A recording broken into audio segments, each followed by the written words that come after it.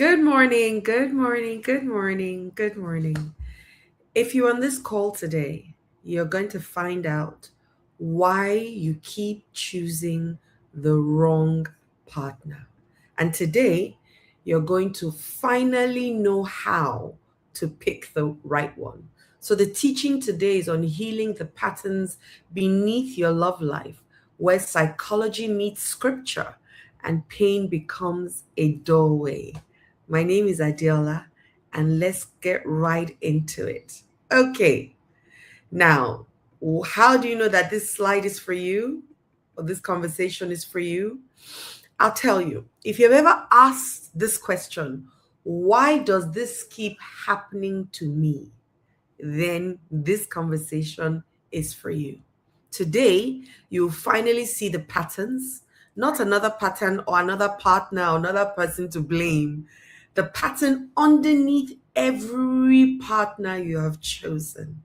You'll get the science, the attachment theory, neuroscience, and trauma research explained simply, no jargons. Today, you'll get the word. The Bible for me is not a religious book, it's my source and resource. And I use it because I understand that there's a lot of diamonds in there, right? And there's some parts that, of course, I don't touch as well. Scripture that names what psychology confirms. You were not created to keep bleeding in the same place. No. So if you have been, today might just be the day where you learn how to break that cycle. And lastly, you will leave with a tool. I tell people that I'm a transformative teacher. I don't tell you just what and why. I teach you how and then show you how to become the person who can do it and who believes that they can do it too. And that's why everybody that works with me gets transformed. So I'm going to teach a practical way to choose differently if you stay with me till the end, starting with your very next yes or no. Would you like that? I'm sure you do. So, the first thing I'm going to share with you is you are not broken. You are only patterned. And a pattern, unlike a personality flaw, can be interrupted. And isn't that just great news? Now, the pattern we don't talk about is this. It's the same story, but a different face. Different name, different city, same ending. 40% of adults carry an insecure attachment style. I've taught about attachment style. Go and watch the video. At four attachment styles: secure, anxious, avoidant, and disorganized. Go and watch it. It's a full video on attachment style. So I'm not going to go as deep as I did on that class. Today we're going to be talking about it, but it's not going to be as deep as that class. So go and watch it. So now the emotionally available one. Who knows this? I know this too well. The one who changes for the first 3 months. They make you feel like you are too much and never enough at the same time. If you've lived this more than once, you already know this is not bad luck because bad luck does not repeat itself with such precision. Okay? What repeats with precision is a pattern, and patterns are learned, which means they can be unlearned. Most of us learned about love from how we received it from our guardians, our parents, and the first people we met when we came into this world between the ages of 0 and 7. How we received love, how we understood love, is how we grew up to continuing with love because that's how we learned it, and that's the only way that we could express it and receive it in different ways. Okay, so that I just want to first of all put that out there because I need you to stop blaming yourself and thinking that all men are thieves or all men are wicked or all women are gold diggers, and start to understand the fact that there's an attachment style that we have learned, and we learnt it, which then means that we can unlearn it and learn something different. Okay, Now, we're also going to be talking about the science behind who you fall for. Now, for example, I'll share a little bit of my own love story. When I was a lot younger, my father was very emotionally unavailable. I don't remember having that much memories with us doing much together, to be honest. What I remember is an uncle of mine who I love dearly, who, was more present for me and us, than my father ever was. And so I learned early that love from a man is impossible. That's what I learned. And so I started to use dialogue or vocabulary like I'm not a relationship person. I don't do relationships. I don't have much to give. That's what I used to say to the men that will come into my life. I don't have much to give, right? I don't believe that I have anything to give to you because I didn't have it.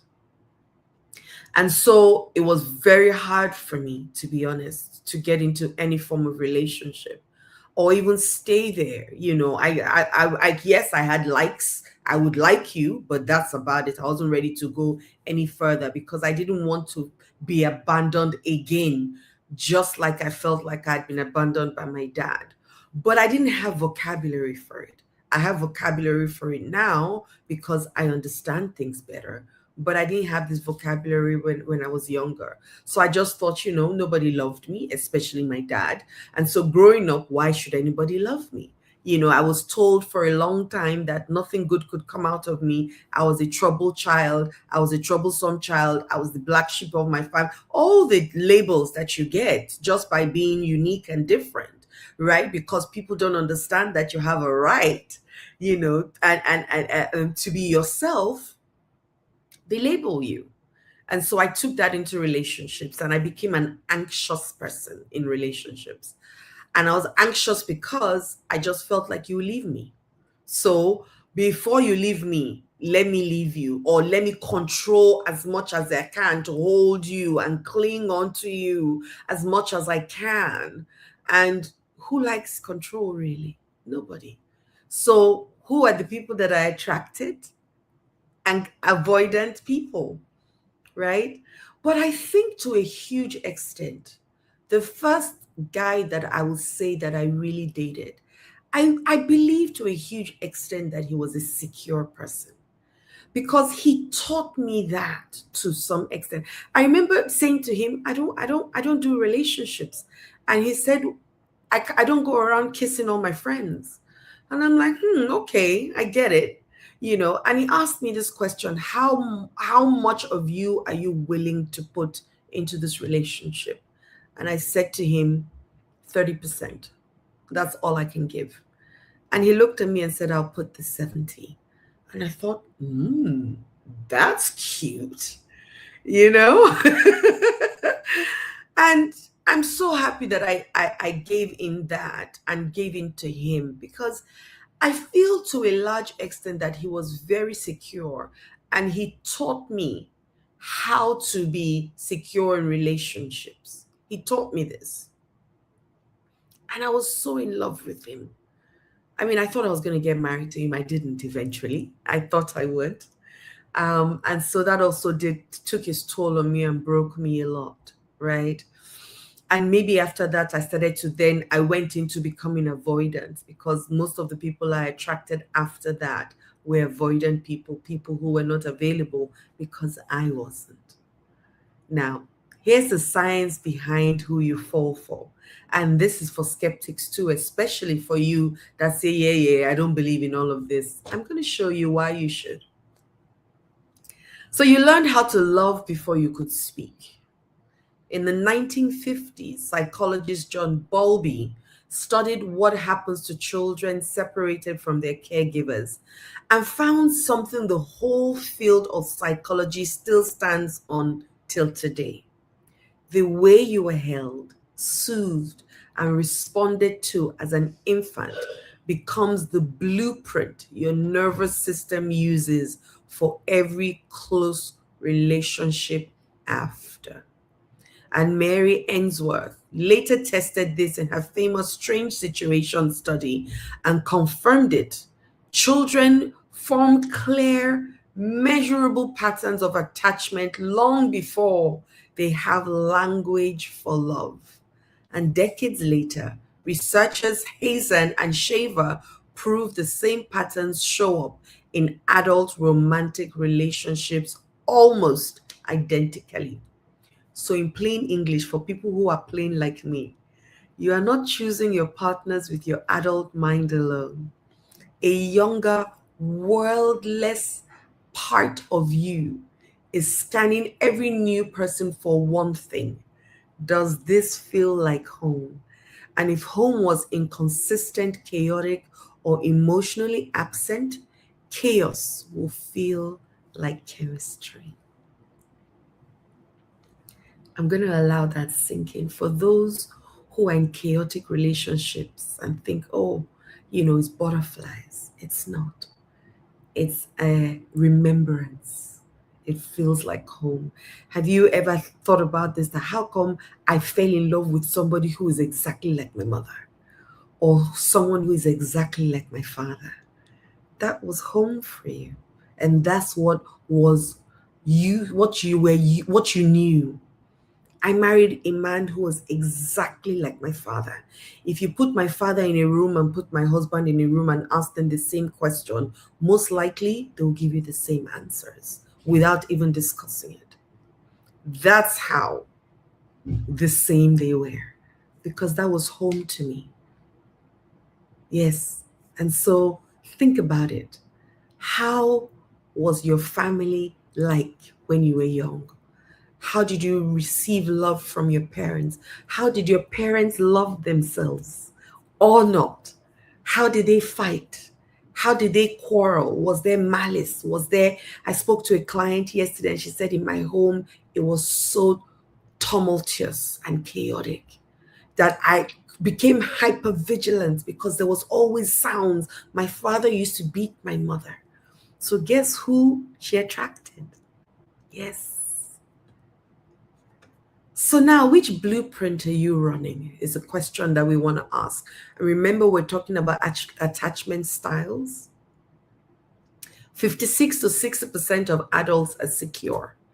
I can be close to you and still be myself. They're comfortable with intimacy and independence. And that's really what a secure person has. When you go, I'm good. When you're here, I'm good. But an anxious person cannot say that. The anxious person is saying, please don't leave me. They crave closeness, fear abandonment, read silence as rejection. And 20% of the adults we have here in the world are anxious. Now, the good news is you can become secure. There's always good news in the things that I teach. The avoidant person is saying, I've got this on my own. They value independence so highly that closeness feels like danger. Do you feel like that sometimes? Why is this person getting too close? What do they want? Yes. Oh, I can do this all on my own. I'm good. Yeah. 20 to 25% of adults are in this space. And sometimes you can become anxious and then move to avoidant and come back to being anxious.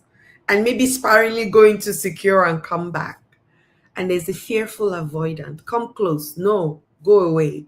They want love and fear it in the same breath, often trauma linked. These ones are the most confusing. Should I come close? Yes. When you come close, you're too close. Give me space to breathe. And 5 to 10% of adults in the world are here. But guess what? You started like this as a child, and this is how you learned love and how to keep yourself safe. Why familiar feels like fate. Sometimes you say, I prayed and I just felt this peace within me. Was it peace or was it familiarity is the question. Sigmund Freud called it repetition compulsion. The unconscious pull to recreate unresolved pain from the past and hopes that this time the ending will change, but it never does. Modern neuroscience gives us the mechanism.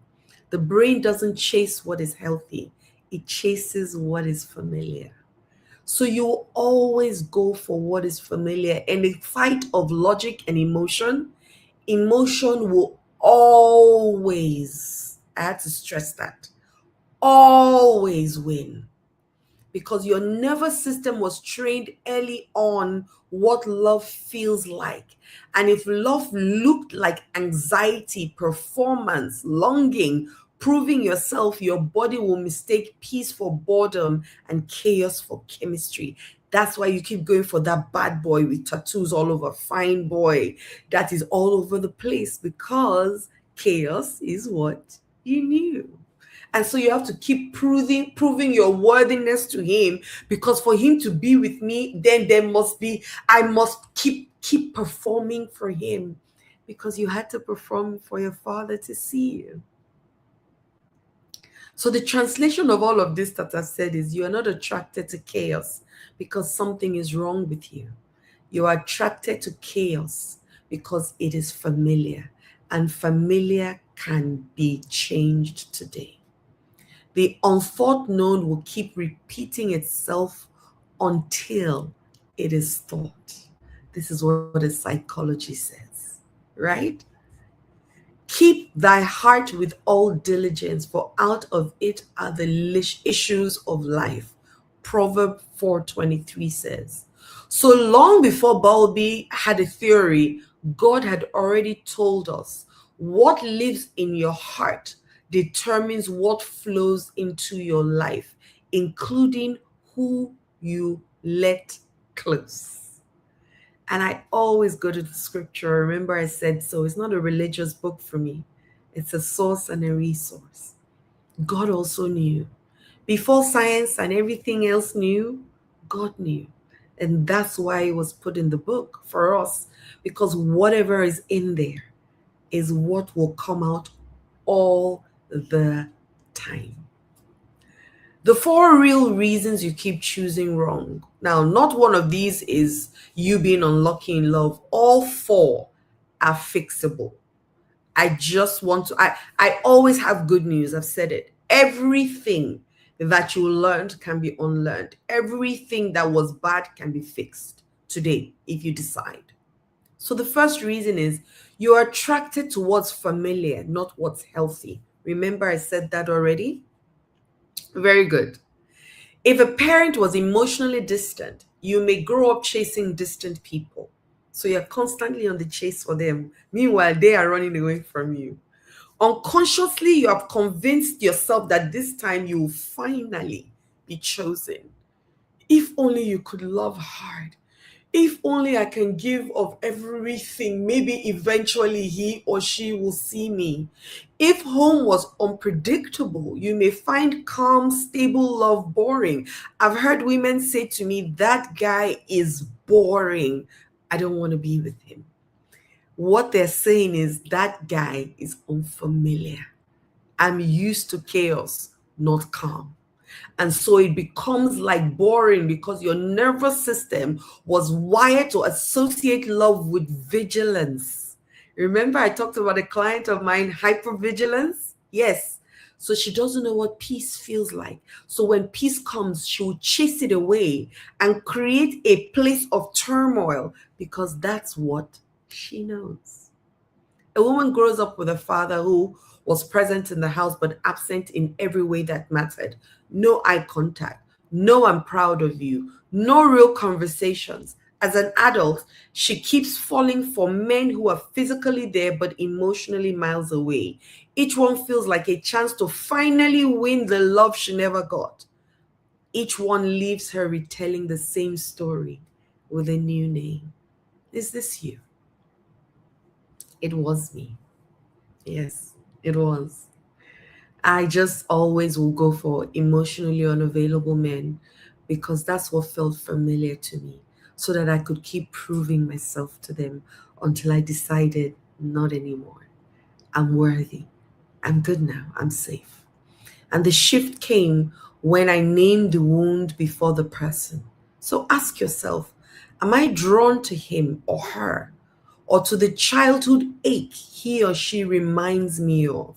Because awareness would turn off an automatic reflex into a conscious choice. Because what is happening is subconscious, it's subliminal.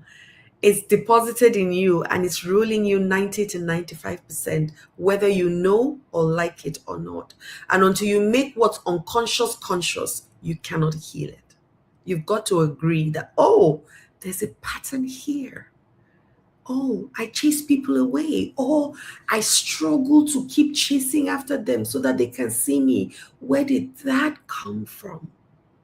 Ah, that's how I chased after my father, or I chased after my mother just because I needed their approval. And so I'm repeating that pattern to need his or her approval even at 50 years old. And then you can do something about it. Reason two, you chose him because you didn't believe you deserved better. And when I say him, I also mean her. A lot of times we choose people because our self-worth is so low. In some cases, zero. We have no self-worth. And it's not a feeling, it's a filter. It quietly decides who even makes it onto your shortlist. When worth is low, disrespect can slip in disguised as passion, and inconsistency can be excused as he is just busy. How many of us have said that? Or she's just busy. But people find reasons to do what they want to do as they find excuses not to do the things they don't want to do. And research on rejection sensitivity shows people who doubt their own worth are more likely to tolerate poor treatment, mistaking the anxiety of will he stay for the butterflies of falling in love. Now, God created man in his own image. Male and female created he them. You were never a discounted item. You were made in the image of the Most High. God is incomplete without you. No partner gets to decide your value. Only your maker's price tag counts. But how many of us even believe that we're like God? Most of us have believed that we need to keep chasing. We've created this God that is so far away from us, seated on a throne with a stick, ready to beat us over the little things that we do or do not do, punish us, throw us to hellfire, and make us burn forever. What kind of God is that? What kind of God are we serving? Why do you want to even serve such a God? Why? Why do we want to do that? Right? So because even God has rejected us, we believe that we've rejected ourselves, and then now, why would anybody want us? So we're unworthy, we think. First, we're unworthy to God consistently. Then we're unworthy now to human beings consistently, and unworthy to yourself. And I felt this for so long. In fact, for almost 42 years, 40 something years of my life. I felt unworthy. Why would he like me? Why would he choose me? There are other more beautiful women, slimmer, nicer, sexier. There's nothing good. There's nothing about me that he wants to be with. Until I change that belief. Right now, you have bad taste if you don't want to be with me. Right? And that's the truth. I am God. In fact, I tell people, if you spend time with me, you will love me. My dog is behind. Hey, Fudge. She came to say hi. If you spend time with me, I tell people you will love me. And so be careful. I'm too sweet. Right? I'm worthy. Reason 3, you'd rather be chosen by the wrong one than be alone. A lot of us are so afraid of being alone. So fear of abandonment is disguised as, understanding, flexibility, giving him time, giving her time to come forward with their feelings. So you say yes to breadcrumbs because a full meal was never modeled. It settles quickly, and you settle quickly because being alone feels more dangerous than being mistreated. So you would rather be mistreated than be alone. I had an aunt. She will leave this married the next week. She's in another relationship. The fear of being alone, and they all treated her so poorly. But she would rather be treated poorly than being alone. And psychologists call this the anxious avoidant trap. It's like a circle. Go and listen to that class. You will get more details. So the more one partner pulls away, the more the anxious partner chases, and the chase itself gets mistaken for chemistry. It's not chemistry. It's not meant to be hard. Love is not meant to be tough. Love is not meant to make you feel less than. Love is not meant to break you down and make you feel bad whilst the other person feels good. Love is not meant to tie your essence to someone else's belief system. It's not. Everybody is meant to feel good. The anxious partner pursues harder when there's silence, mistakes anxiety for love over functions to hold the relationship together, whilst the avoidant one is withdrawing when the closeness increases, mistakes distance for independence, under functions emotion, and the cycle continues. It's so unhealthy, guys. Even if we think it's fine, oh, I got butterflies, he keeps me up, she keeps me on my toes. You are not meant to be on your toes. Your feet meant to be flat and enjoying, not enduring a relationship. And that's reason 3. Reason 4 is that you have confused the spark with the substance. Chemistry is a feeling. Compatibility, however, is a track record. Chemistry can be manufactured by unpredictability, and studies on intermittent reinforcement, which is the same principle behind gambling addiction, shows that inconsistent rewards create the strongest emotional pull of all, stronger than consistent ones. That is why the man or woman who texts back sometimes can feel more addictive than the one who is reliably present. Your body is not confirming love. It is confirming a dopamine loop. So chemistry asks, does he make my heart race? Compatibility asks, does he make my life peaceful, my future clearer, and my character stronger? 2 different feelings, 2 different things.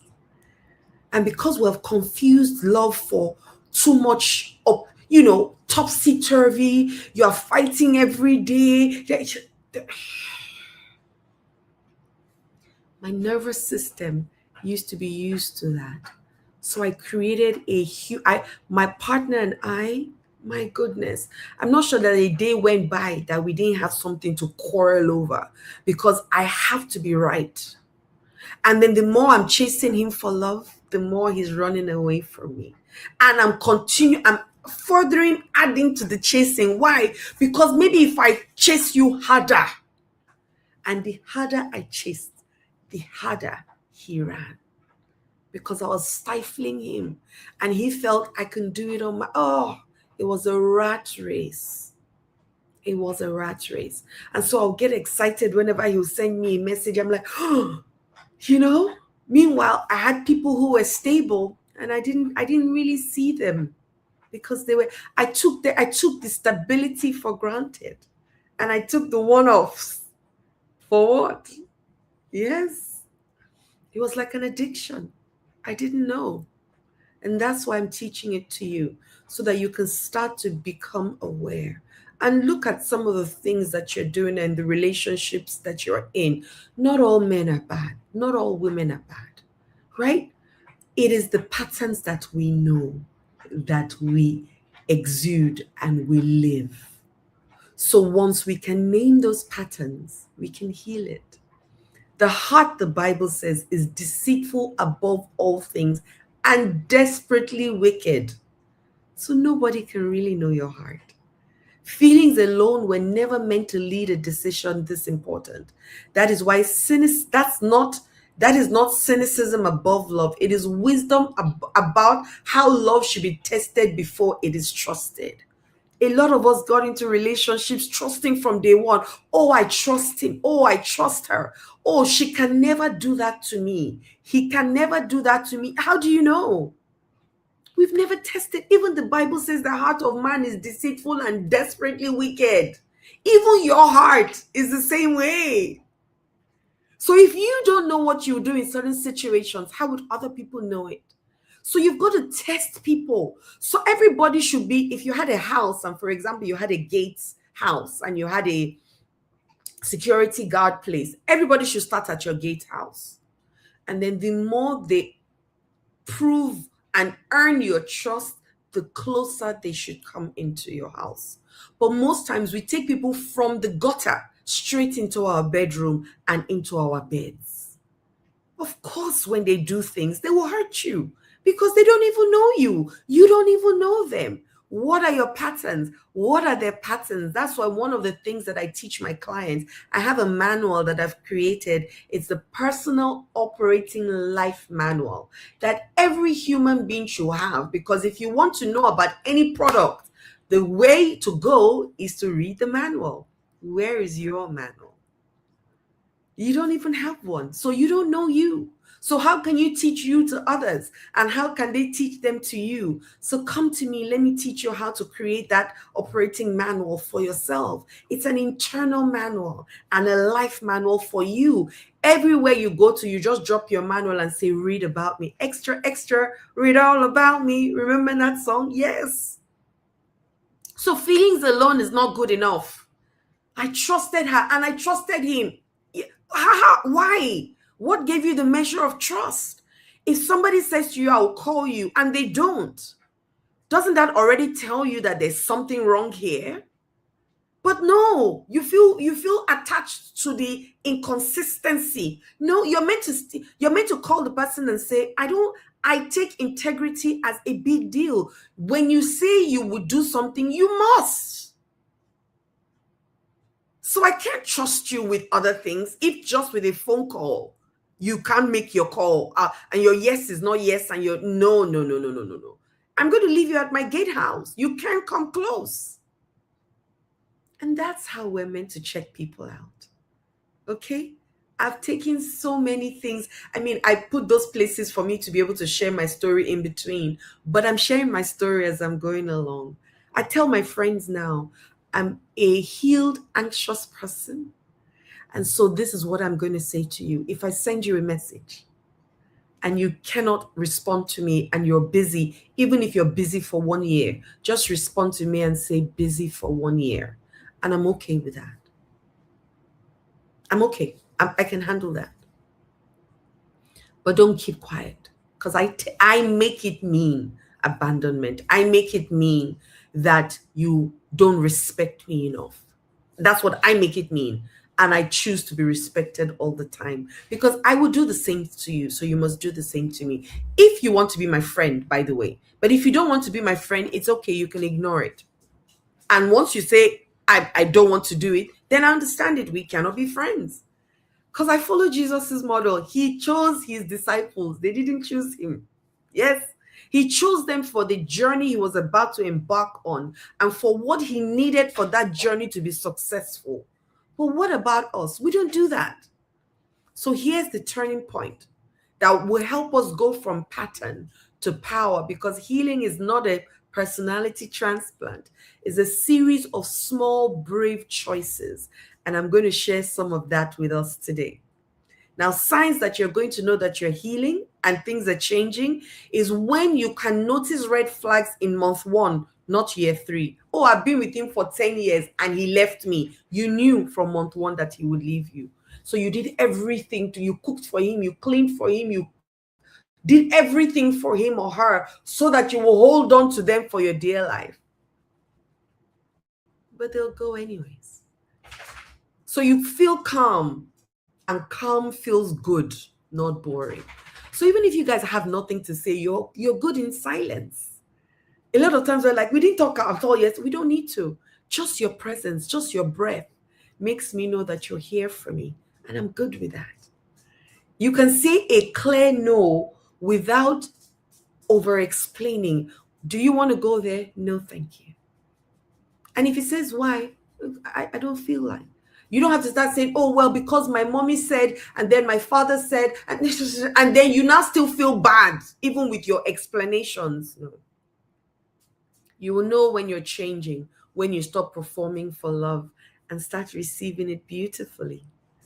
A lot of us don't know how to receive love. We get scared and worried. But are you okay? Sorry, it's my dog. She's come to play with me. Now she wants to go. So you stop performing for love and you start receiving it beautifully. That's a good way. And then you choose based on character, not chemistry alone. We read so many books, tall, dark, and handsome. So if the man is not tall, dark, and handsome, we're thinking, what about all these short, light-skinned, rotund men that are also beautiful and have wonderful characters? What about them? Yes, if we all of us follow the tall, dark, what will happen to the others? I used to say that I don't like light-skinned men, but I think it's because I read too many tall, dark, and handsome in my books, in Mills and Boons and all those books that we read growing up. So choose based on character. Is he safe? Does he make you feel safe, seen, secure? Does he support your dreams? Is he there anytime you call him? Or is he just a fine boy with six-pack and no sense? Or is it just too because he's rich? No, all those things will fade away after a while. And you can have your own money too. Now, people are saying, I want a rich. So if you were a billionaire in dollars, I don't think rich would be one of the things that you are looking for. So most of us are even looking for things from a place of lack. Let's change that. So this is going to be my practice tool for you. It's called the pause practice. 3 questions you must ask and answer before you say your next yes. Before your next date, your next we need to talk, your next chance to reconcile, pause and ask these questions out loud to yourself. Is this familiar or is this healthy? And name what your body is reacting to before you call it love. Because it could just be familiarity. I'm used to chasing people. And so you now go and beg him again. That's when you say, we need to talk. I'm sorry for what I said yesterday. Because what you said now has caused this distance you believe that he will abandon you on. So no. Ask, is this familiar? Is this really healthy for me? Going back to apologize and have this conversation. Is it healthy? 2, would I want my daughter, sister, best friend to accept this treatment? Oh, sorry. I'm in Nigeria and sometimes the electricity goes out. So you're just going to have to bear with me on this right now. The electricity went out and my solar kicked in, and there's no solar control in here. And that's what has happened. But you can see me, yes. So we're going to keep going. Right. Would you want your sister or daughter or mother or best friend to accept this treatment? And when I say sister, I mean brother, I mean son, I mean best friend or father, and borrow the clarity you would give to someone else before you move. And 3, what's going on here, Fudge? The 3rd question, am I choosing him or am I choosing not to be alone? Am I choosing him or her? Or am I just choosing not to be alone? Because I know loneliness is uncomfortable. I felt it. The wrong relationship, however, is more uncomfortable and expensive. Being alone is better than being in certain relationships that will take away every fiber of your essence. And there's nothing left for you. And they'll keep taking and you'll keep giving because the job of a giver is to give and the job of a taker is to take. The Bible says, be not conformed to this world, but be ye transformed by the renewing of your mind. So you've got to keep renewing your mind. You will not attract a healed love with an unrenewed pattern. What doesn't get transformed formed will get transferred to the next and the next. So healing is not just spiritual work, it's not just emotional work, it is spiritual work also. It's a daily choosing to think and receive differently. It's an internal practice. I choose better for me. I choose a kind man, a man that sees me, a man that desires to be with me and is also happy when he's not with me. A man that loves God with his fiber and every fiber of his being. And then he loves himself in such a magnificent way. And from there, he can love me. Imagine that, right? When the right partner comes, this is what the right partner should feel like or can feel like. And this has to be your new standard, having listened to me. And just asking yourself those three questions. Those three questions. Is it right for me? Or am I feeling lonely? Am I choosing what's familiar? Is it healthy? Would I allow my father or my mother or my brother or my sister or my best friend or my child to be in this situation? If the answer is no, then it's no for you too, right? Yes, it feels sad. Oh, I haven't been in a relationship in the last 10 years. It's better than being in a relationship that will suck out the life from you just because you haven't dealt with that pattern that is subconscious. Now, here's what we have called love, and here's what I called love: anxiety disguised as excitement, proving my worth on repeat consistently. At least if I give you this money, maybe you will love me. Maybe if I buy you this thing, maybe you will love me. Hot and cold, on and off. Yeah, today is cold, tomorrow, nah, nah, nah, nah, nah, nah, nah. Love that costs your peace. None of this is love, guys. It isn't. Not yesterday, not today, not tomorrow. What love actually is peace disguised as boring until you stop calling it boring and start calling it peace for what it really is. Being received exactly as you are. Can you work on yourself? Yes. But who you are is the right amount of enough for anybody. Steady, consistent, and safe. Not today, I don't know what he's thinking. I don't know what she's thinking. Today she's hot. Tomorrow he's cold. Then next tomorrow they're fighting. No, that's not love. Love is peaceful. So even when we argue, we still argue from a place of peace. We can come back to that place of peace because argument just means that I'm getting to know you more. And we're two different people, period. It's not a fight. It's not.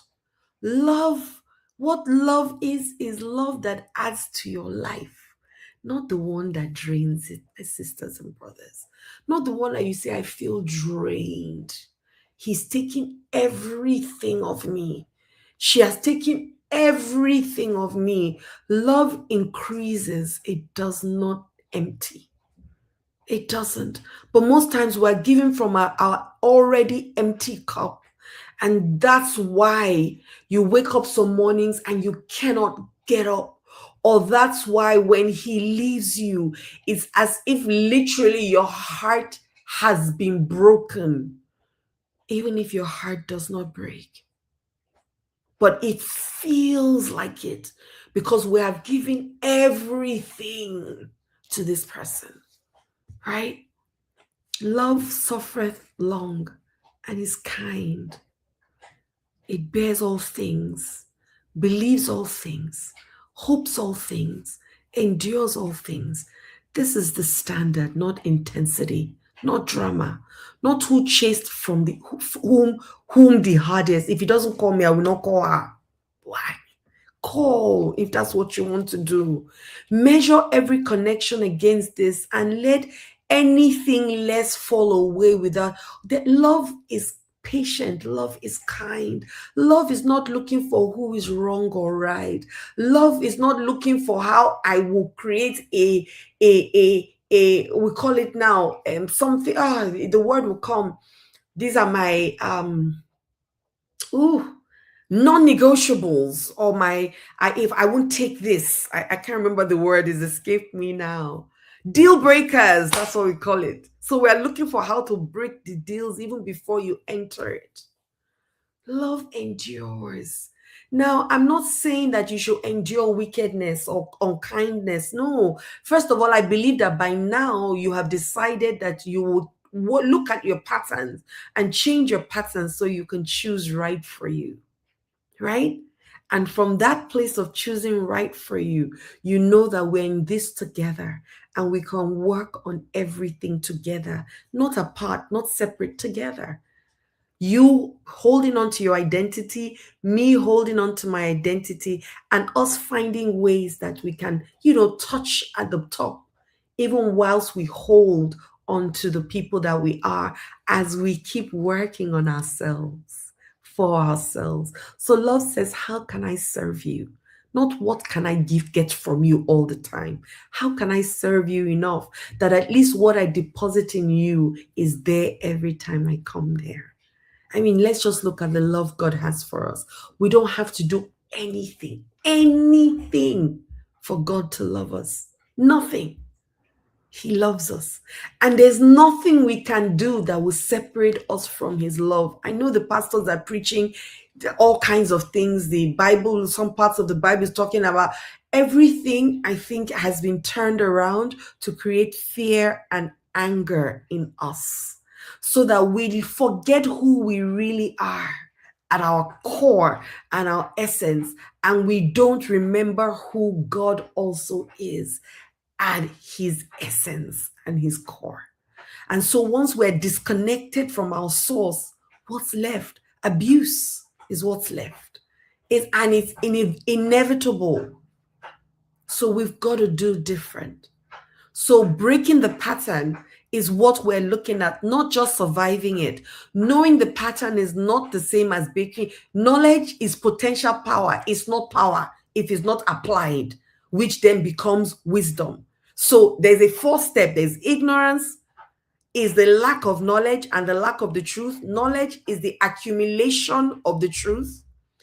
Understanding is the assimilation of the knowledge and the truth. And then wisdom is the application of it. That's when it becomes power. If you just know it and do nothing with it, it's potential power. It will do nothing, right? So knowing it is not the same. Freedom happens in guided, intentional work, not alone.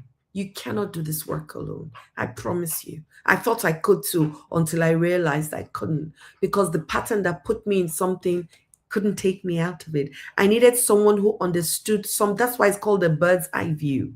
Someone else on the outside is the one that will see it, not you, because you are too focused on your problems. Not the ones that you do at midnight and you're listening to a podcast and crying and say, I believe it, I believe it, I believe it, or you have affirmations.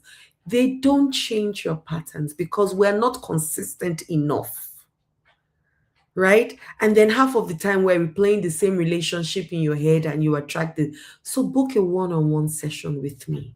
Work with me so that we can identify your attachment pattern and rebuild a healthy one for you so that you can start to choose differently from your new familiarity, right? Because don't forget, we're not going to choose what's safe. We're going to choose what's familiar.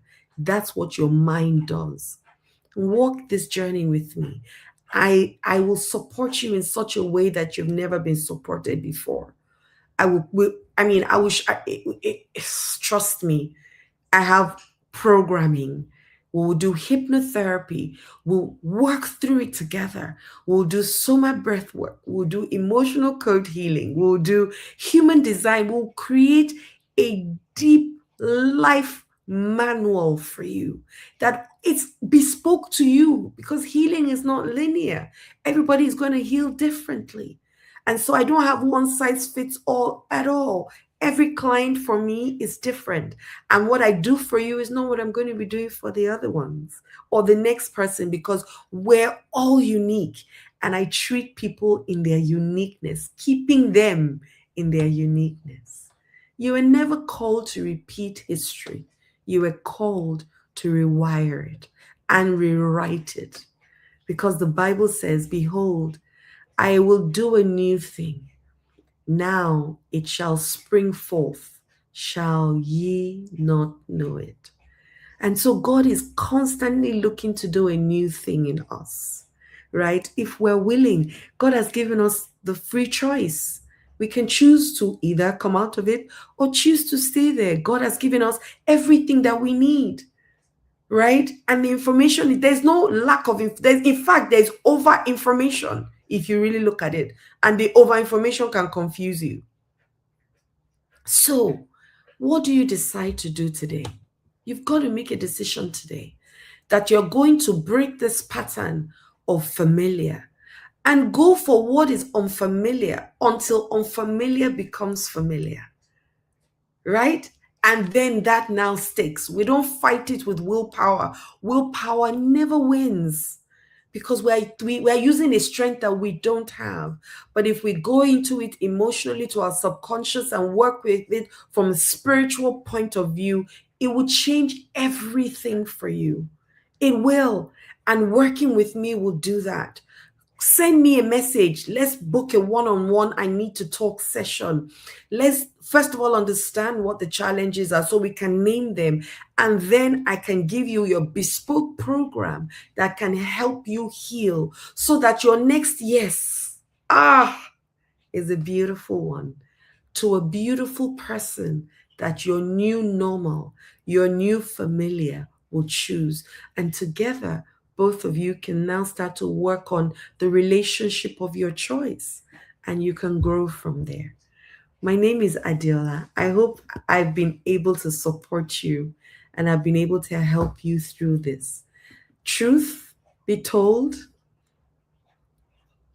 I need you to understand that God wants you to be happy, right? He does. And, it says there's life and death. Choose life. I for a long time, I didn't believe that I was worthy of love or good love or a love that would stay or see me. I didn't believe it. And subconsciously and subliminally, I attracted people who would leave me until I decided that it wasn't going to happen anymore. And the love that I chased with my husband became so natural that I started even worrying, thinking, okay, because I changed things around and God really helped me. I'm not even going to lie. I got advice, I got prompts, I got downloads from God on how to deal with certain things, which is what I'll teach you when you come to work with me. They're easy, but not simple. And this work really is easy and not simple. I'm not going to lie. However, imagine if your next yes is to a beautiful person. I've met so many people who don't want to love or who don't want to connect, who are afraid because they know what it feels like to be abandoned. They don't know what it feels like to be loved.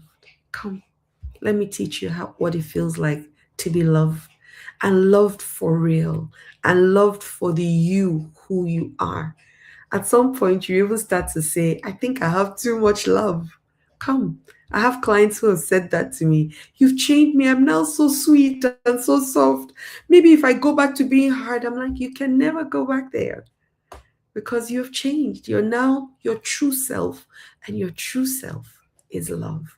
I hope this message has helped you today. I hope it has opened your eyes to see why you are doing some of the things and you're recreating the same person in different people, because it's you doing the attracting, it's you doing the creating, it's not them. The moment you change your belief system and your worthiness, right, you will see that you will start to attract the right people that you want, right? Because somebody might be right, but they're not right for you. Have a wonderful weekend. I love you, love you, love you. God bless and stay well.